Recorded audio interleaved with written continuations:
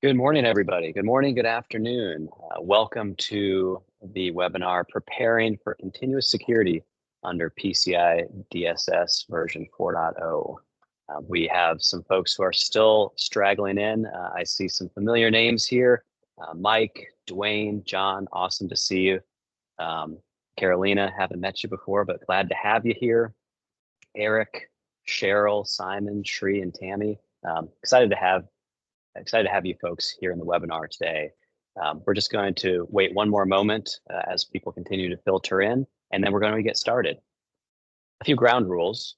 I am Mike Krass. I am your moderator today, and you'll be hearing from me at the beginning and the end of this webinar. So some ground rules.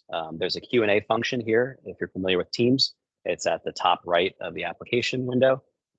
Anytime during the webinar, just click that Q&A button and ask a question.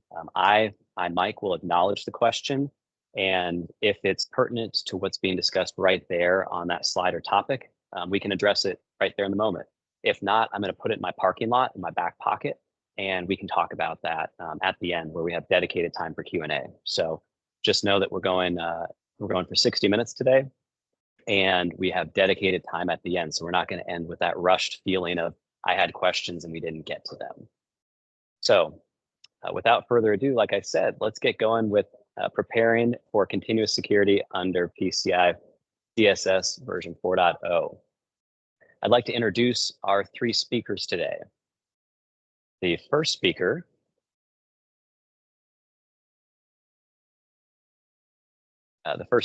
is Dan Yarger. He's a principal at Parameter Security, and he is bringing the auditor to this discussion today. He's a PCI qualified security assessor. The other two speakers come to us from Omega ATC. So we've got Ash Swami. Ash, give everybody a wave. Perfect. And Colin Mayer, both from Omega ATC, level 1 certified PCI DSS. Let's talk a little bit about what's going to be covered today. So Colin, could you tell us what we're going to be covering in the next 60 minutes? Sure. So we can give a quick overview of the main sections of the presentation right now. So a problem whenever a new update is released, right? There's a lot of new updates to different requirements. There's some new requirements, and so it's always important for us to prioritize like what is most important to evaluate, especially when we're trying to pack it into an hour-long presentation. So both of our teams, Omega and Parameter, we took a look at all the different requirements. And just as a side note, Omega's been involved with PCI since before the first iteration, and Parameter's been advising clients on security and compliance since 2007, right? So this isn't our first rodeo, and we're still going to give you all an overview of some of the biggest changes. But aside from that, you may be wondering why we chose remote asset management and vulnerability management as our main topics of interest. So when we were discussing the new changes, out of all the new requirements, these two, remote asset management and vulnerability management, are the ones that are really going to create the most trouble if they're not dealt with ahead of time.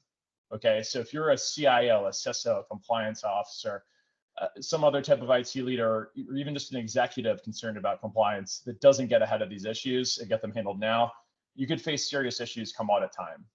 There's simply too much to do. And again, we'll get into that later. So later on, we'll get into the impact, and how to stay a step ahead of everything. But just for now, we'll sort of dive into timelines and then give you a more general overview of some of the changes that are coming our way. So Dan, I think you wanted to talk timeline for a second. Yeah, absolutely. So obviously with PCI 4.0, the timeline has been kind of established and it's been running. And I think for a lot of us, I think we all saw the official release of 4.0 with the validation documents in the first quarter of 2022 and thought, wow, everything's really a long way out.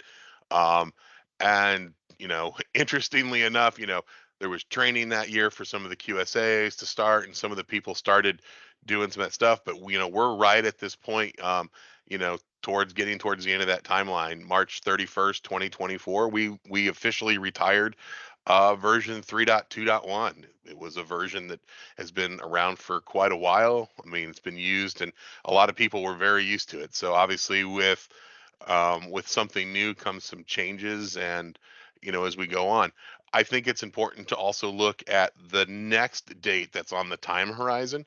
So with the new 4.0 form, there are several requirements for service providers and merchants that are set with future dated requirements. So new things that have to be done, but they're not done until 2025, March 31st. And if the last 2 years getting to this point seem like it went by quick, this last year is going to seem like it flies by really quick. And with these requirements, I think it's important to make sure that everybody's reaching out to their QSA or reaching out to whoever the people they're working with. Because one of the things that happens is on March 31st, all these requirements that are new that are currently considered best practices are going to be required. And I think it's important to make sure that you've had that discussion with your QSA of what they're going to be expecting to see now that it's a new requirement. Are they expecting that you're just doing this new thing now and that all this stuff will be coming forth in place, or are they expecting you to have at least a first iteration done of a new requirement to show that you have a process in place to keep it done throughout the year? Or are they expecting you to have four vulnerability scans with authenticated privileges by 31 March?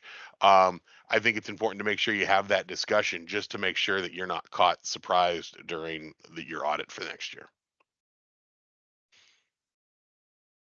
Okay.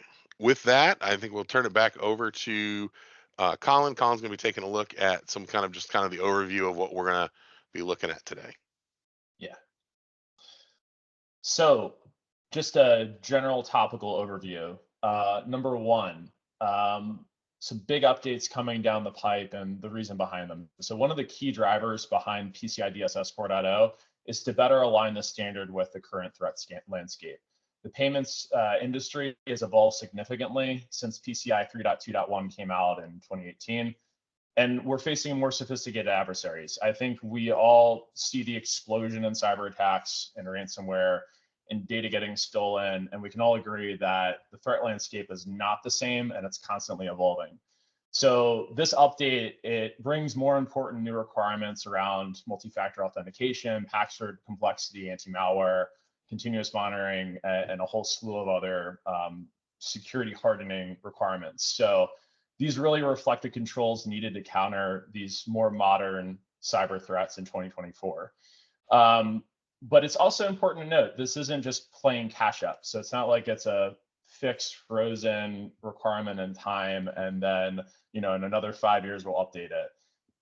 What's interesting about 4.0 is a lot of it is forward looking. So the standard aims to keep pace with these emerging threats and provide a framework that remains relevant as these risks evolve. So by putting these baseline controls in place now, you're going to be better positioned to adapt to these future threat environment changes. Another thing that's important to consider with the new changes is this focus on shifting to thinking about security as a continuous process. It's almost like a Kaizen view of security, right? So it's meant to view, again, security and compliance as an ongoing process instead of an annual checkbox exercise, right? So it's not something that you want to cram in once a year. It needs to be embedded in your day-to-day operations. And this also means taking a hard look at the maturity of security program, right? Asking questions like, do you have the right governance processes and tools in place to assess and manage cyber risk continuously? Are you being proactive in monitoring your environment and identifying control gaps, right? So 4.0 pushes organizations towards a more rigorous approach to security. It's no longer enough to just fix issues right before an audit. And again, this all comes back to this idea of thinking about security and compliance as a continuous process and not just a point-in-time assessment. Finally, some good news. These, you might be thinking, oh man, with all these new requirements, it's going to be more rigid, but actually PCI 4.0 aims to provide more flexibility for organizations through customized approaches. So the council recognizes that a one-size-fits-all approach doesn't work in today's diverse payment ecosystem, and it's really not going to address this new threat landscape. So merchants have different business models, technologies, and risk profiles. 4.0 introduces more options so that you can tailor your implementation while still meeting the intent of the requirements. This customized approach, it's all about enabling you to innovate and evolve your security strategies in line with your unique environment or risks. The goal is to avoid, again, a check the box compliance mentality and to promote more critical thinking about how to best secure your systems and data. And that includes a bespoke or customized approach.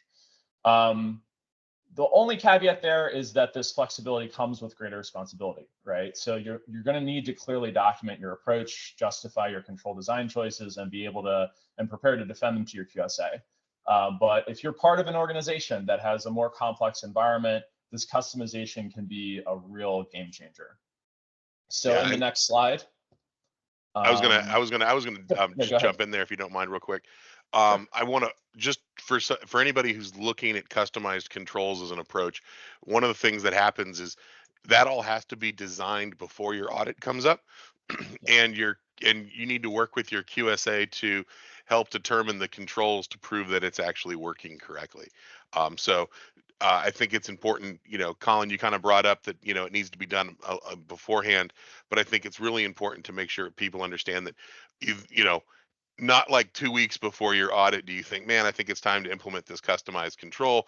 This is going to be something that you want to, you're going to maybe even be looking at doing in the future. And, I always tell people that this probably isn't the customized control or customized approach is not going to save you time, but it's going to allow you to evolve your security posture to do things that really haven't really been addressed in PCI, which things like zero trust and passwordless authentication, and so some of those things that not to say they're new and they're not developed, but PCI just didn't really get baked into the 4.0.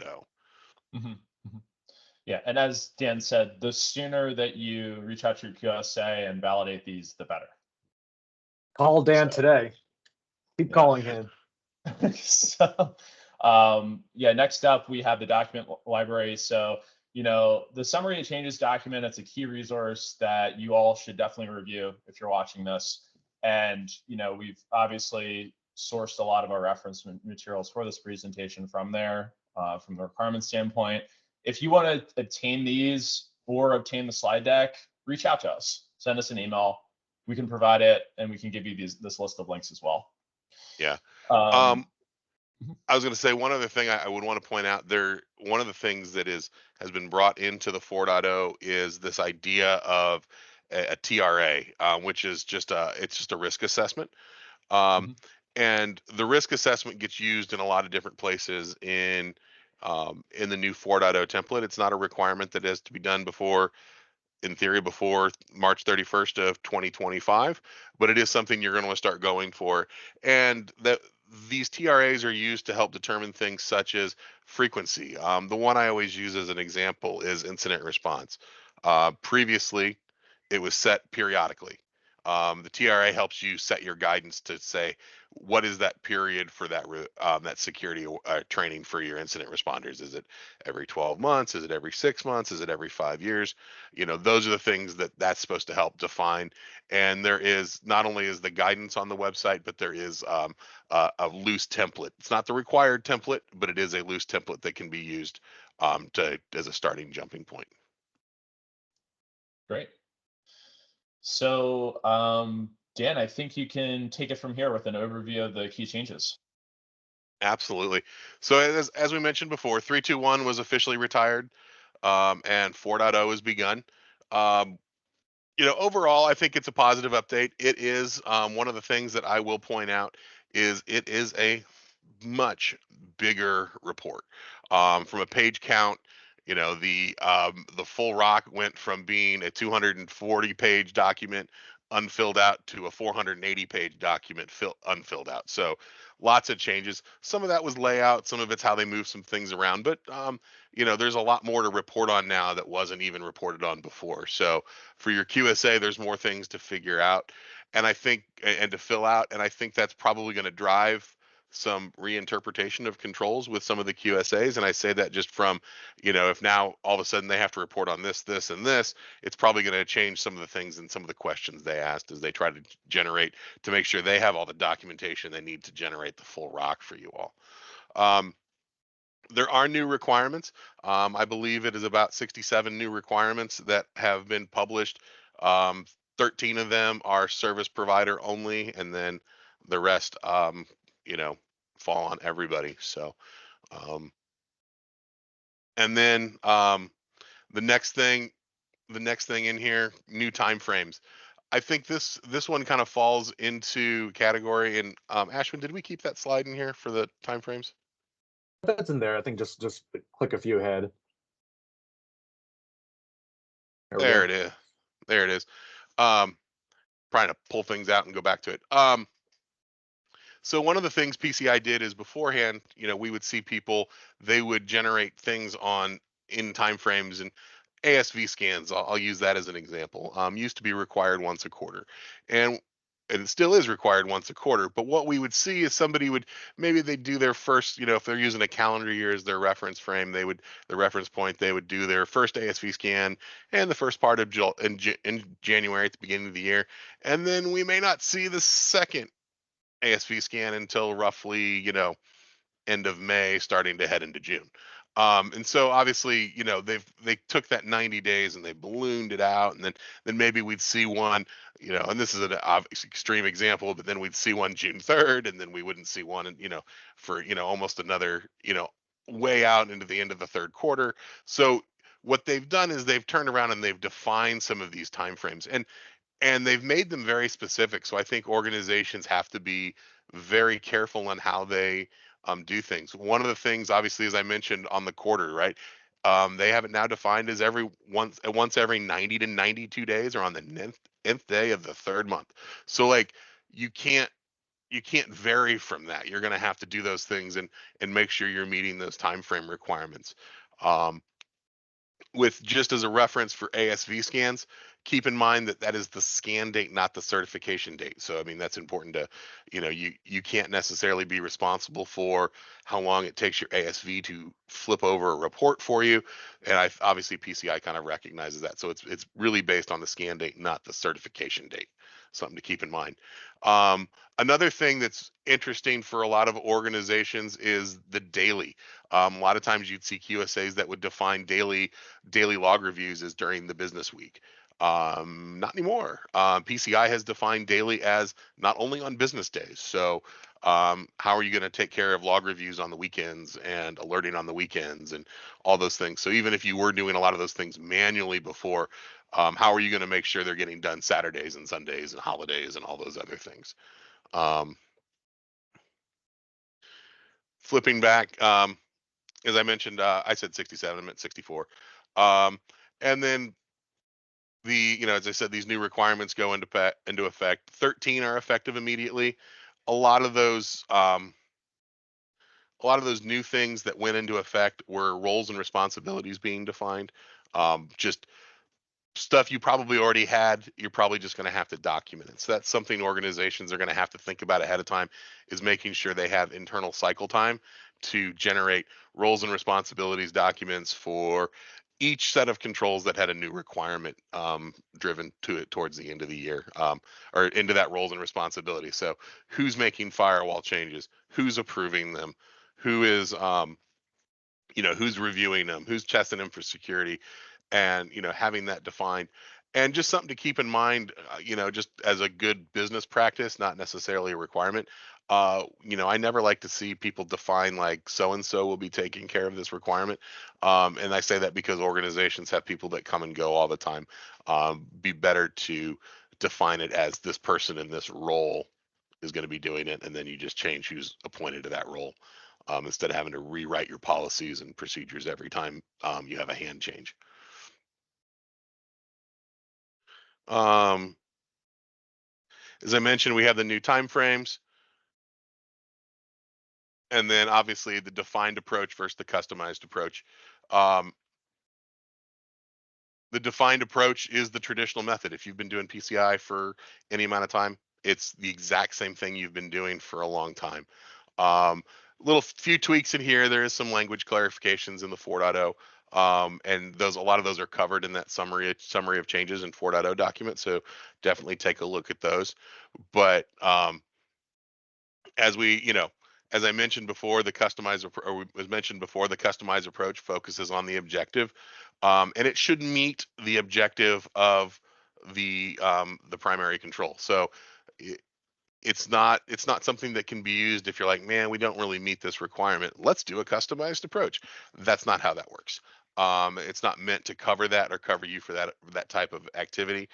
There are some controls you cannot do a customized approach on, and those are usually in this how they want to make sure that you're not keeping sensitive authentication data after running. Those are the ones that I instantly come to mind on that. And as I said, so you can't do it on every control. I think it's also important to point out that you can still do compensating control worksheets. I had a conversation with a client not 2 weeks ago, and they're like, "Oh, we got to do this customized approach thing," and I'm like, "Why?" And they're like, "Well, because we can't do it this way." I'm like, "Well, you can still use a compensating control worksheet if you're doing that." And he's like, "Oh, that makes a lot more sense. And there's a lot less requirements that have to be hit for the targeted risk analysis and all those other pieces." So.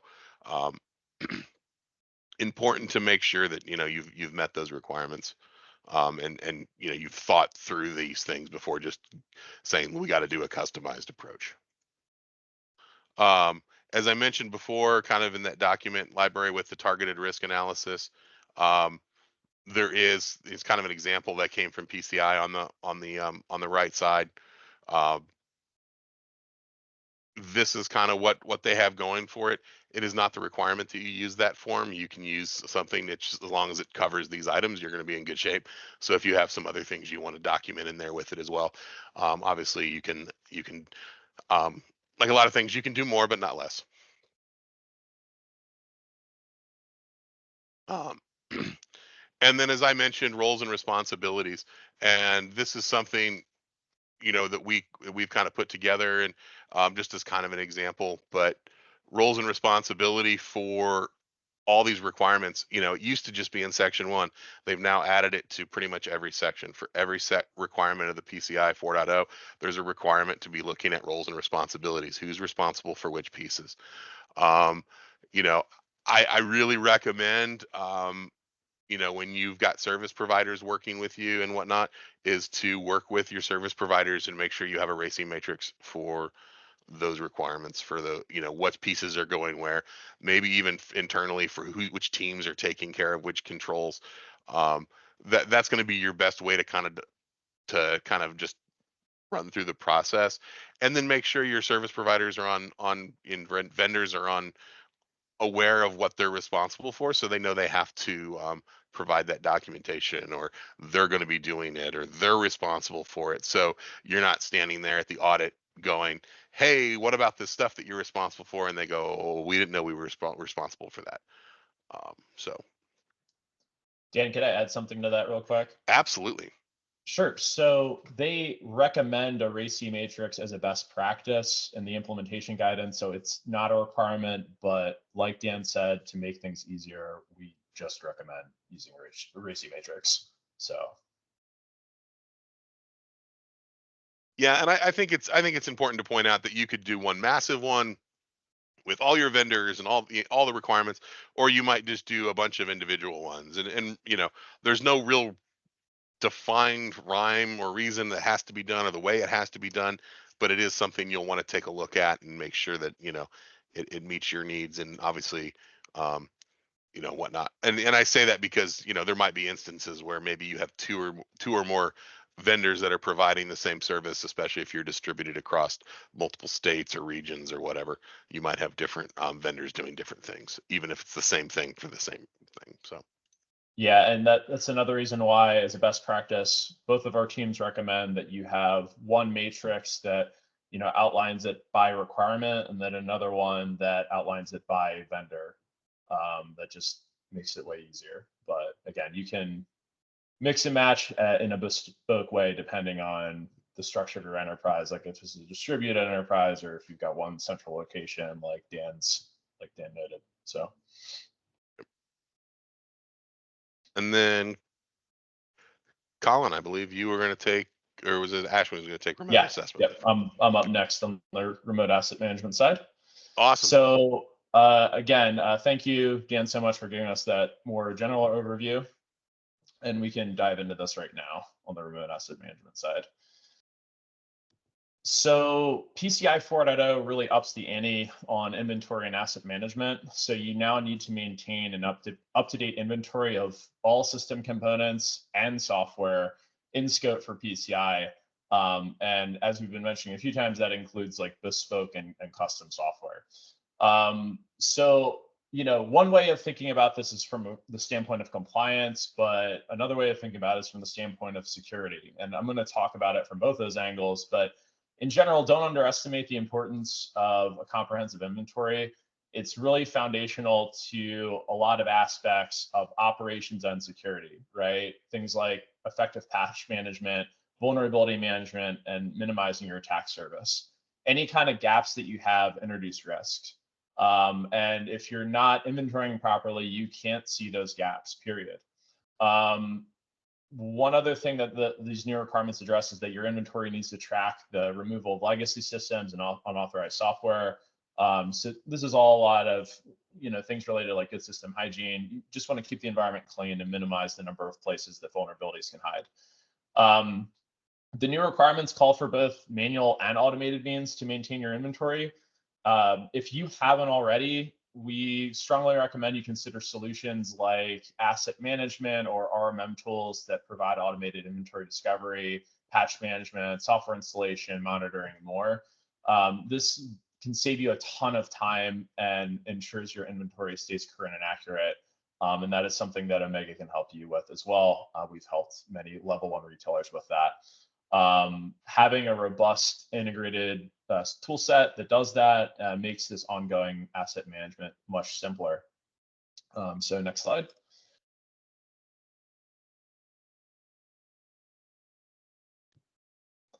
So continuing from the same theme as the previous slide, we wanted to highlight requirements 12.5.1 and 6.3.2. These both focus on maintaining inventories.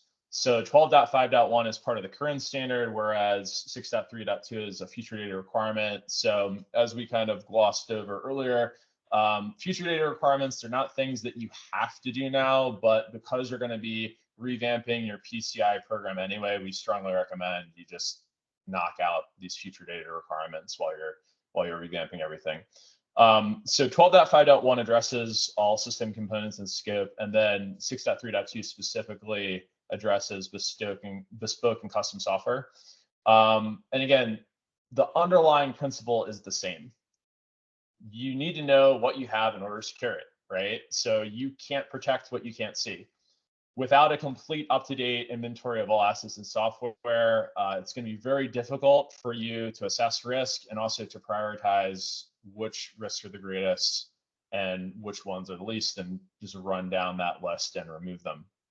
Another thing on the compliance side, aside from the cyber risk side, is that it's impossible to verify the PCI scope without up-to-date asset inventory. So if you're tackling both of these inventory requirements proactively, you're going to be in a much better position to manage risk continuously. You're going to put in place a good foundation. And again, this is why we're also recommending, like, even though the one requirement is user data requirement, knock it out now, right? It's going to put you in a much better position to manage everything and have all these processes in place ahead of time. It also, from an operations standpoint and an executive level, it makes it easier to make strategic decisions, right? Like, prioritizing system upgrades or consolidating redundant components, right? Removing certain things out that are legacy or end of life. All of these things, getting these ahead of time, are going to put you in place to ensure that you have a smooth transition, not only for the current 4.0 requirements, but for, say, 3.2 or 6.3.2 becomes mandatory in 2025. And we'll jump into more next slide on remote access monitoring requirements. So we wanted to highlight this because when both our teams, Omega and Parameter, when we were reviewing these updated standards, this requirement didn't jump out at us right away. And we want to use this as an educational moment, right? Because sometimes these sorts of requirements can be easy to overlook. So, you know, sometimes even if a change seems minor, in this case, this one's about the copy and pasting of PAN data, it can have major implications for your processes and controls. So in this case, 3.4.2 mandates new technical controls to prevent copying or relocating PAN data during remote access. So bottom line is you can't copy, paste, or relocate this data without explicit authorization. Solutions like data loss prevention, access controls, logging, and monitoring are going to be needed. And again, harking back to what I said earlier, this shows a larger lesson about these new standards in general. You know, don't assume you'll catch everything on the first pass. Go through the standard multiple times, engage with your teams, engage with your QSA, other trusted resources, wink, wink, and really think through how each requirement impacts your unique environment. In the next slide, we're going to get to future dated controls. So I'd mentioned this a bit before when we were talking more about the inventory and asset management side of the house, and this ties into that as well on the inventory side, but we'll talk about future dated controls in general too. So again, these future dated requirements, they're considered best practices until March 31st, 2025. And then after that point, they'll become fully mandatory. An example here is requirement 12.3.4 on maintaining comprehensive inventories of hardware, software, scripts, and so on. As far as inventory goes, right? And again, the reason why I bring this up, this is not something that you want to delay. If you're going to prioritize, like we recommend looking at this first inventory management, because it's not going to be something that you can cram in the last week or two before an audit. And like I mentioned before, it's going to enable you to not only prioritize your risk factors, not only figure out what's in scope for PCI, but also be able to make clearer, more strategic decisions about, say, like rolling off certain inventory or rolling out upgrades or other projects. Yeah. Just to add to that, Colin, I want to point out Sure. on the, hardware and software inventories were required by 321. But especially the things that are new that I think a lot of people it's gonna throw some people off is the use of scripts on e-commerce websites. So even those that are calling out to say Stripe or Braintree, any of those vendors that are out there, knowing what scripts you're calling and having that defined in an inventory somewhere, as opposed to just, oh yeah, we just call Stripe for that. Having that defined is going to be important to make sure things are going in the right direction. Yeah, totally. And again, it's a lot of these changes, they have larger impacts, and the way of doing things in the past, it's going to change radically. So again, that's why we're saying get ahead of it now, consult with your QSA like Dan, and consult with security experts like us, and just do a full review, because some things might surprise you. What you just brought out with the e-commerce sites, Dan, reminds me too of the new requirement on the PAN side, right? Like there's all these little hidden Easter eggs in the new requirements. But in general, right, if you all are handling your inventory management effectively, that's going to knock a big chunk of the requirements out, and then Ash will get into vulnerability management in a second. But I did just want to say one more thing, which is that just a little more on 12.3.4. So it's really foundational for understanding your compliance scope and proactively managing your risk. And again, if you have the right tools in place, you will be able to maintain an accurate, up-to-date view of your PCI environment. So again, harking back to a lot of our other points, don't wait until 2025 to start implementing these, especially on the inventory management side. Use this ramp up period to get a head start, so that you're not crunched for time last minute. And then once you are able to do that, you've got the tools in place, or maybe you already have tools and you begin doing this process.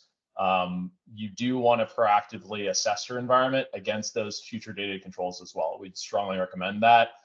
Build out your action plan, just knock out the future dated controls and the new updated requirements now, And then that way, when March 2025 rolls around, you'll rest easy. You don't have to deal with this again. You can just knock it all out, the next quarter or two or this year, and then you don't have to go through this same process again. So now that you've got a better idea of how to remotely manage and identify your assets in your software, I'm going to turn it over to Ash, and he can discuss more about how to assess for vulnerabilities in your environment under these new standards. Awesome. Thanks, Colin. Are you guys able to hear me okay? Sure. Yep. So one of the most common questions we've gotten when it comes to moving to PCI 4.0 is all around vulnerability management. Kind of before diving into the particulars of authenticated scanning and how to consider all vulnerabilities, I want to just briefly touch on the nuance between severity and risk.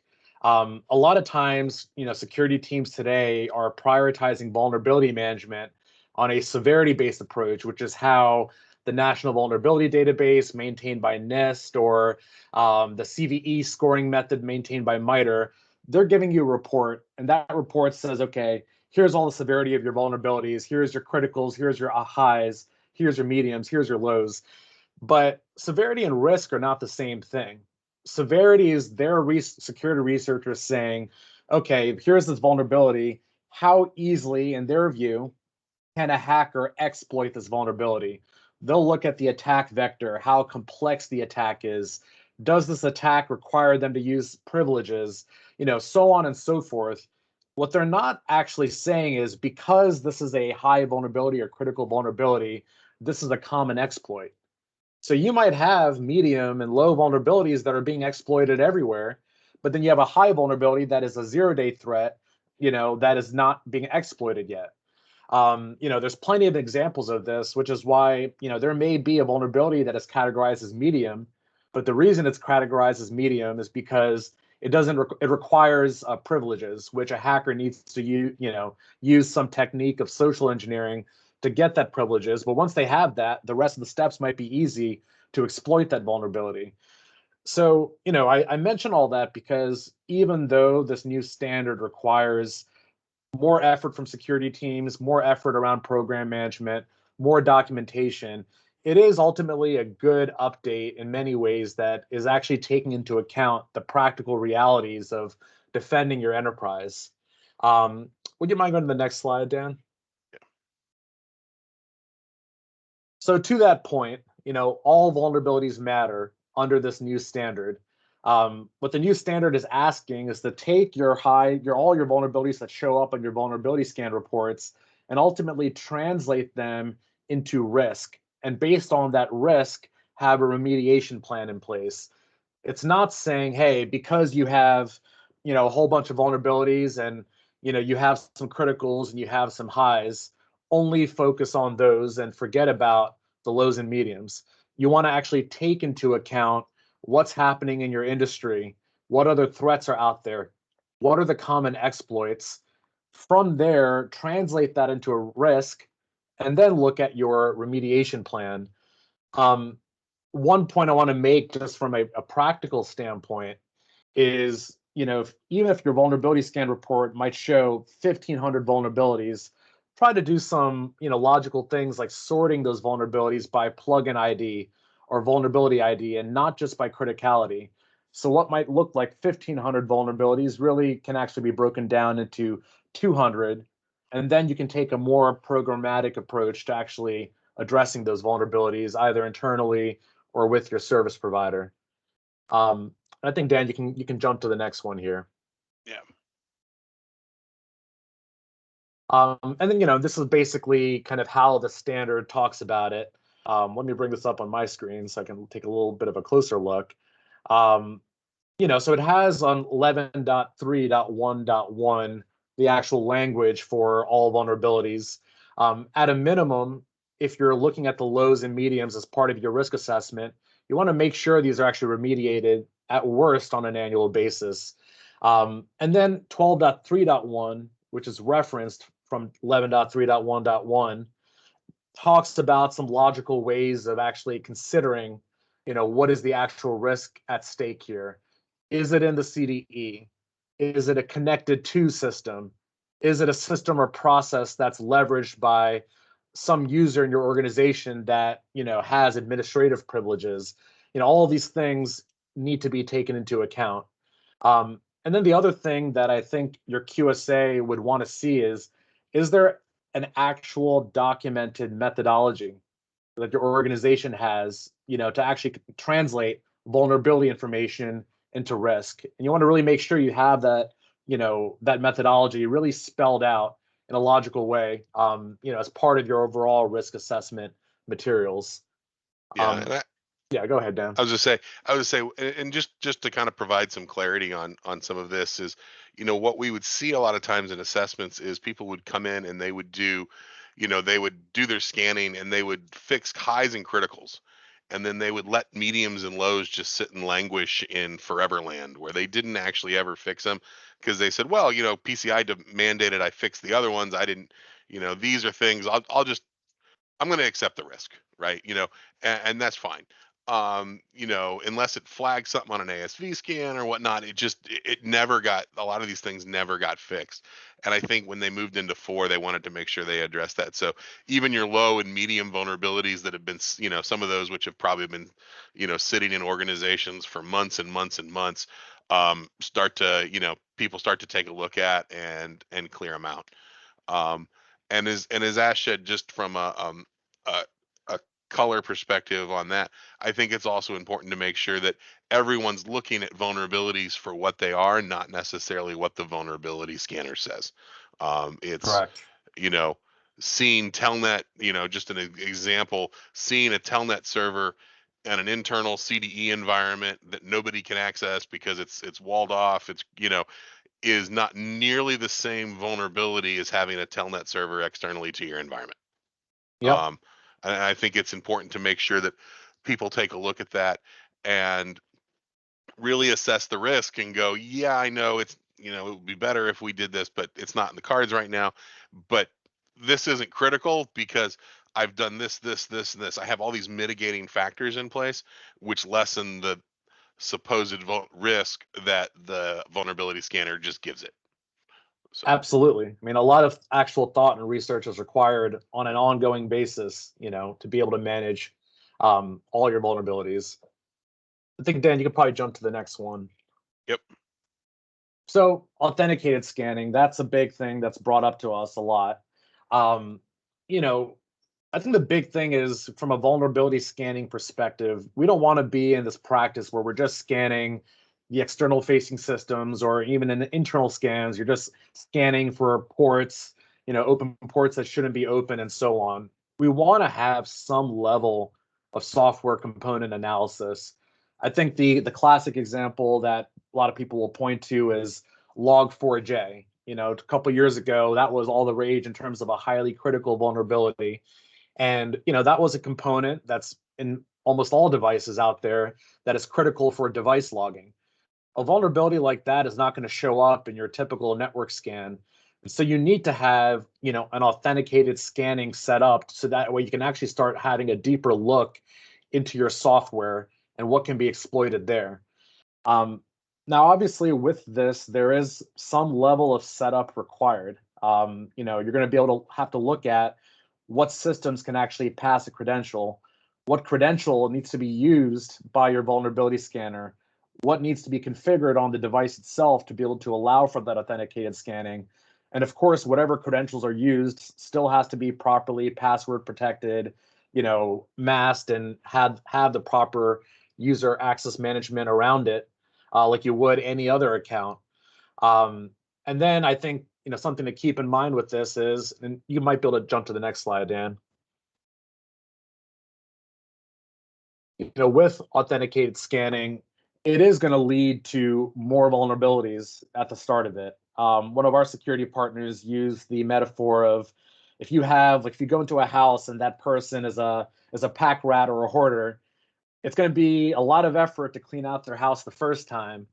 But once you've done that, maintaining its level of cleanliness is not going to be as difficult. So when you launch these authenticated scans, you can expect, a lot of effort up front to deal with whatever scans come up, whatever vulnerabilities come up. But once you deal with that initial effort, how many vulnerabilities show up after those first set of scans is going to be a little bit more manageable.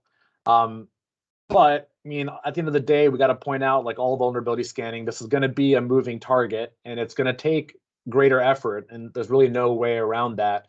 But it is necessary for better security. And I think you can go to the next slide, Dan. Yep.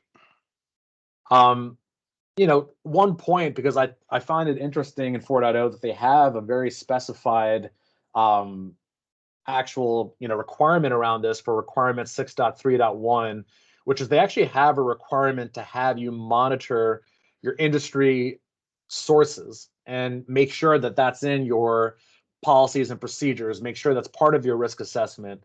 And this is really a matter of, as an organization, like Dan mentioned earlier, thinking critically about what's coming through in your vulnerability information. So talking to those in your industry, talking to your vendors, having feeds from OWASP or NVD or MITRE or whoever else, and being able to see, okay, what are the common exploits around the industry that are happening, and stay aware, because it's really through that awareness that security can really be practiced. Another thing it mentions, like I mentioned earlier, is to have a real methodology.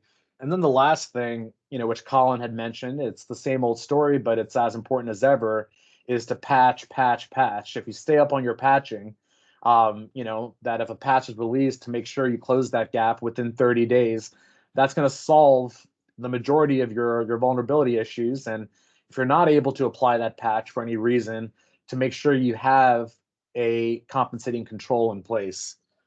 As I also make sure it's documented, and then I think the last piece I would add to that is also make sure you're taking a look at ancillary software as well, not just hey, my Windows is up to date, hey, Windows or Linux is up to date, or even for those that I've got my servers up to date, Apache's up to date, great, but there's a lot of systems have a bunch of components on them, whether that's hey, it's got we keep Adobe on this thing because we have to pull manuals up every now and then, or we need this, or we need this piece.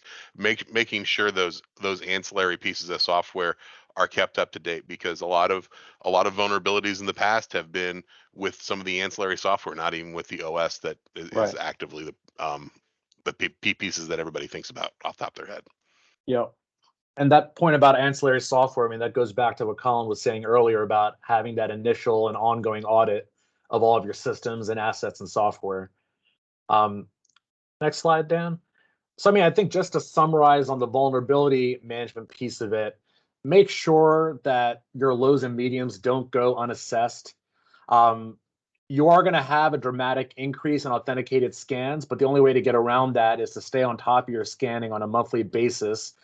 And then lastly, like we talked about, make sure to take a risk-based approach and not just a vulnerability-based approach. You can go to the next slide, Dan. So just overall takeaways, Colin and Dan, I mean, obviously feel free to jump in. First things first, read through the PCI resources. We'll send the slide deck out after this presentation. Take a look at the links. There's a PCI resource that's, summary of changes and at a glance. Colin mentioned earlier, there's a lot of little Easter eggs that even as we read through it, we're like, we didn't notice that nuance. And these things, you don't want to be surprised by come audit or SAQ time. Like Colin mentioned, implement the new controls now, even if some of them are future dated and take effect in 2025. A big thing for liability, but also just to clarify your ongoing management, is to define your roles and responsibilities for every control. When you read through the standard, you're going to see that, X.1.2 for every control talk about roles and responsibilities. Have that unified inventory and asset and configuration management, and then take that risk-based approach. So that was really what we wanted to pass on today. And I don't know, Dan or Colin, if you want to piggyback on that. No, I mean, I think the big thing, I just to say it out front and make sure everybody knows, we're at Parameter, we're happy to answer questions, and even if it sounds kind of sadistic, we do like to talk about PCI. So if you have any questions, feel free to reach out to me. More than happy to talk to you about it. And you know, if there's something we can do, reach out. I think Ashwin and Colin feel the same way. You know, if there's something that they can do for you, feel free to reach out or just ask questions. And you know, the easiest way to get answers is sometimes just to ask the question. And you know, there's no such thing as a useless question when it comes to PCI, because in a lot of cases, you know, I'm always amazed when somebody asks me a question and I start digging into it and I go, wow, I hadn't even Totally. noticed that or hadn't even thought about it like that before. So Yeah, really, and you know, sorry, go ahead, Dan. I would say just, you know, every time we get a good question, it helps push our knowledge forward and makes us better at what we do. So. I would say too, I mean, I do see some names that I recognize that are attending now. And then obviously there's going to be people that are watching this presentation afterwards. So our current clients know that they can always reach out to us and just talk to us about, you know, how they can work through some of these requirements. But also, I mean, we're really focused on automating away a lot of the pain, right? So like Dan said, as sadistic as it sounds, we can have an enjoyable discussion about PCI, but at the end of the day, we're really focused on automating away a lot of these tedious tasks, right? And obviously with the new requirements, there's no way to sugarcoat it. It's going to be more work, right? We were kind of seeing ahead of this on the Omega side too. And we've helped a lot of level 1 retailers, especially automate away hundreds of hours of work. We have a platform that's called Unify. It's an RMM tool, and then we stack a bunch of other components on top of that. And you know, we've helped a few large retailers do the work of very large teams with lean teams. So if that's something you need help with, or if you just want to talk it over, for anyone that's attending this webinar, or if you're watching it later, we're offering a free consult, so you can reach out to Asherai. And then on the QSA side, if you need advice, you can reach out to Dan directly. And then obviously for our current clients, you know, you have our number, you can always reach us. Jumping in here, John had a question. He said, one of the slides mentioned new MFA requirements. Do these extend to consumers? And if so, is it allowed to be optional for the consumer? So right now, the PCI requirement doesn't extend to consumer accounts as of yet. I think that's going to be a hard thing to actually implement and force consumers to do it, especially depending on the accounts. But yeah, as of right now, there's also some exempted classes of people from the MFA requirements. So for instance, if you have cashiers that are dealing with one credit card at a time, they're not required to have a multi-factor authentication to log into their cash register to perform their work. Yeah. And that's true with even some of the password requirements and whatnot as well. You know, they're not required to have 12 character passwords and, you know, upper and lowercase signals or symbols for those type of accounts. Yeah, and if I can just jump in, I mean, while the general principle is MFA for all accounts, I have seen some positive changes in terms of allowing for group accounts and things like that, which are ultimately, you know, how many organizations manage their actual business processes. So there is some flexibility in how they've applied the standard compared to 3.2.1. Yeah, and I think Ashwin kind of brought it up here. That was one thing they did change between the two, is they did actually allow group accounts. And so what we would see before, and you know, it was almost this weird cover up game where it was like, name it something else so it doesn't just say, you know, breakglassadmin@domain.com or something like that, you know, where, you know, it was not uncommon to have, I mean, it's not uncommon to have system admins that have a break glass account that they have just in case, you know, everything just goes to, you know, to nowhere, you know. And so, you know, with that in mind, you know, having that available, being able to document and have that exception in there is a good thing. There's also not a requirement to have MFA on your service level accounts. So if you have, you know, functions running in the back, you don't have to have MFA running on those, obviously. And Mike, I actually got a question that came through on my channel here. I guess for Dan, just talking about the changes in the actual report size and things like that, maybe just to walk through that again for those who might have missed it. Yeah, so I think, the SAQs haven't changed terribly much. They're a little bit longer, but not terrible. And I think a lot of that boils down to formatting.